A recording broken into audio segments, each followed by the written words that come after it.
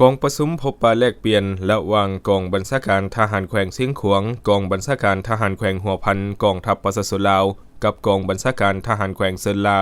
สาธารณรัฐสังคมนิยมเวียดนามได้จัดขึ้นในวันที่26ธันวาคมนี้อยู่ห้องประชุมของกองบัญชาการทหารแขวงเซินลา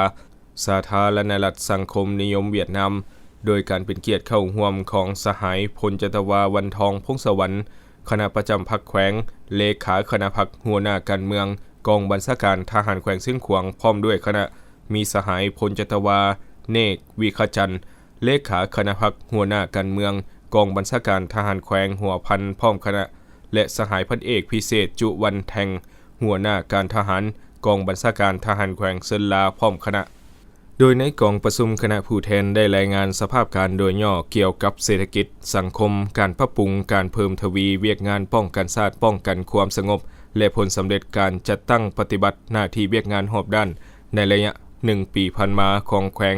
ตนให้กันและกันรับทราบเพื่อเป็นการแลกเปลี่ยนสภาพร่วมกันโดยถือเอาเวียกงานประสานสมทบการโฆษณาศึกษาอบรมต่อกำลังประกอบอาวุธและประชาชนให้มีความรับรู้ลึกซึ้งเกี่ยวกับมูลเสื้อสายพัวพันธุ์ลาวเวียดนามเสริมขยายน้ำใจความรับผิดชอบสืบต่อเพิ่มพูนคุณสร้างสายพัวพันธุ์มิตรภาพความสามัคคีพิเศษระหว่าง2ภาค2รัฐ2กองทัพและประชาชน3แขวงพร้อมกันเป็นเจ้าการในเวียกงานป้องกันชาติป้องกันความสงบให้มีความปลอดภัยห้อยส่วนห้อยมีเสถียรภาพทางด้านการเมืองยกสูงคุณภาพเวียกงานศึกษาอบรมการเมืองนำพาแนวคิดและยกสูงเวียกงานเกี่ยมพร้อมสู่รบต้านและสกัดกั้นการหันเปลี่ยนโดยสันติของอิทธิกำลังปรปักษ์และเวียกงานร่วมมือช่วยเหลือซึ่งกันและกันทางด้านวัฒนธรรมศิลปะวรรณคดีโฆษณาบรรดารูปภาพการเคลื่อนไหวของชาติของบุคคลเวียกงานก่อสร้างพรรคก่อสร้างพนักงานรักษามูลเสื้อการปฏิวัติให้นับมือนักแน่นเข้มแข็งยิ่งขึ้นพร้อมนั้นคณะผู้แทนก็ได้เซ็นบทบันทึกช่วยจำการพบปะแลกเปลี่ยน